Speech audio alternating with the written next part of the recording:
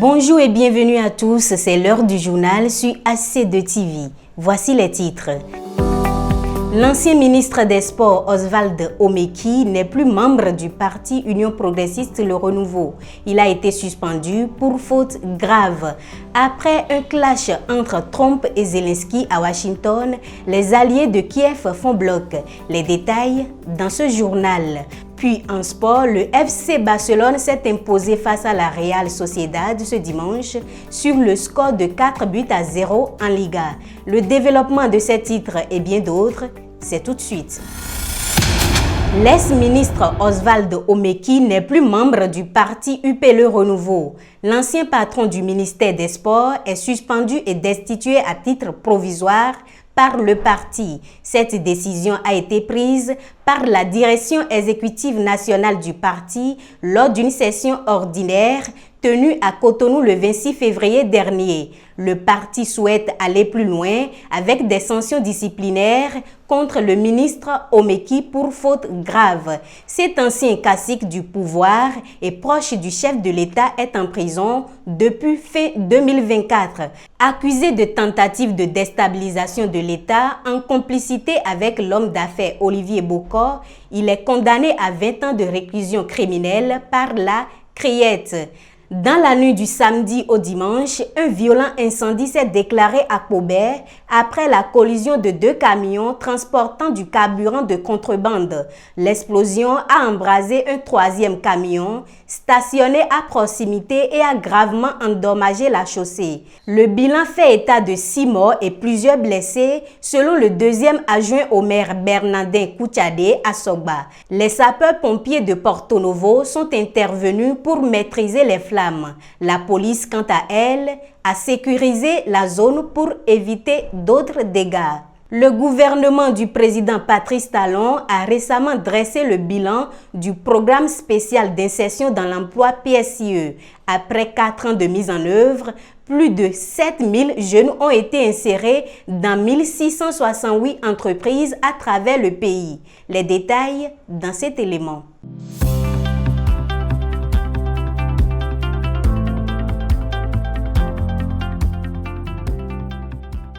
Les chiffres parlent d'eux-mêmes.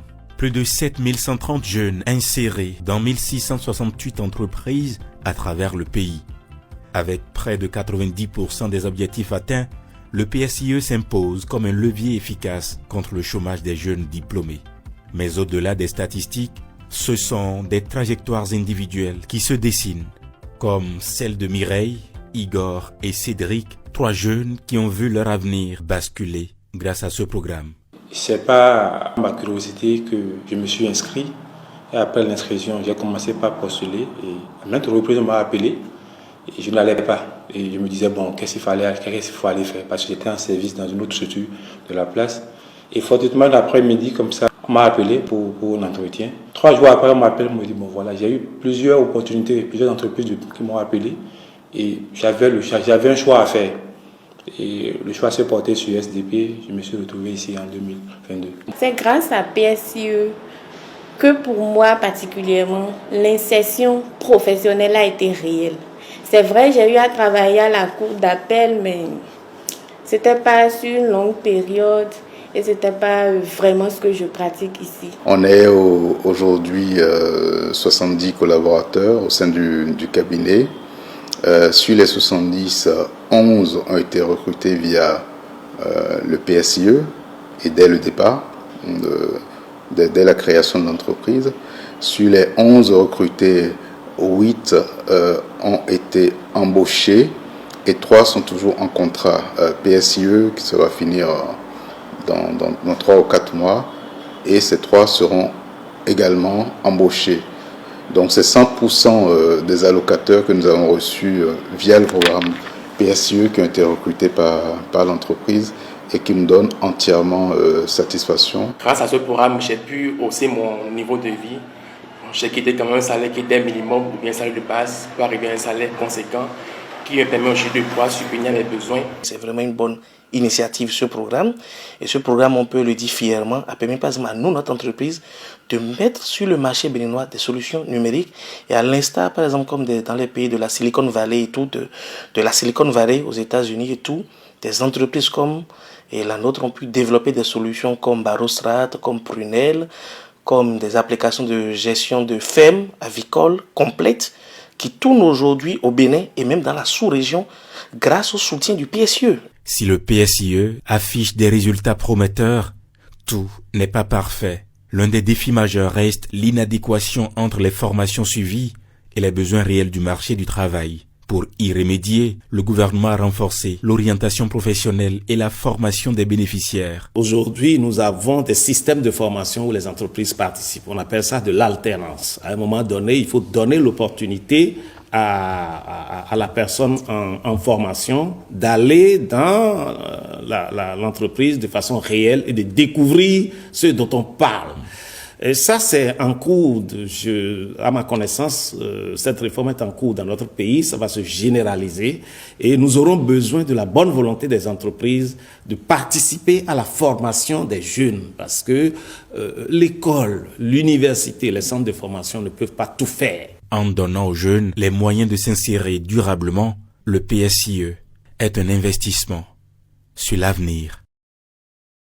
Hors de nos frontières, une scène presque incroyable à Washington vendredi dernier. La rencontre entre Trump et Zelensky à la Maison-Blanche a viré au fiasco. En présence du vice-président américain J.D. Vance, la conversation entre les deux hommes a été extrêmement tendue. Suivez cet extrait de leur échange. Construction de votre pays. Il y a beaucoup de questions là. Essayons de commencer dès le début. Reprenons au début.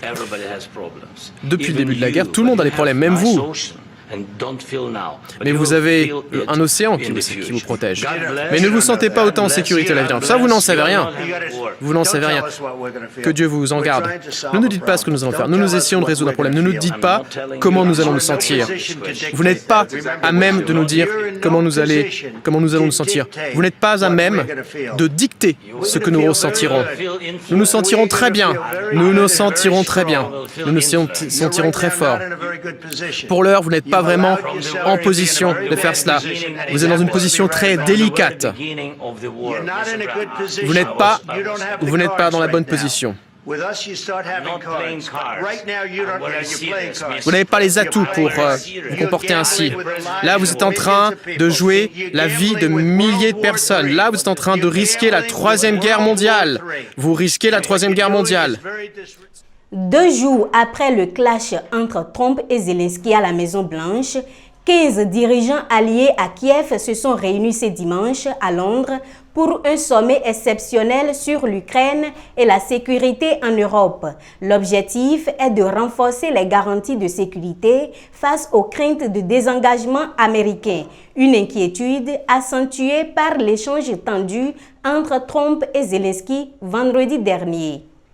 Puis en sport, le FC Barcelone, premier avec 57 points, a enchaîné une 6e victoire consécutive en Liga en surclassant la Real Sociedad dimanche sur le score de 4-0. Sous la direction de Hansi Flick, les Catalans ont frappé un grand coup dans la lutte pour le titre. Une bataille relancée ces dernières semaines par les faux pas du Real Madrid.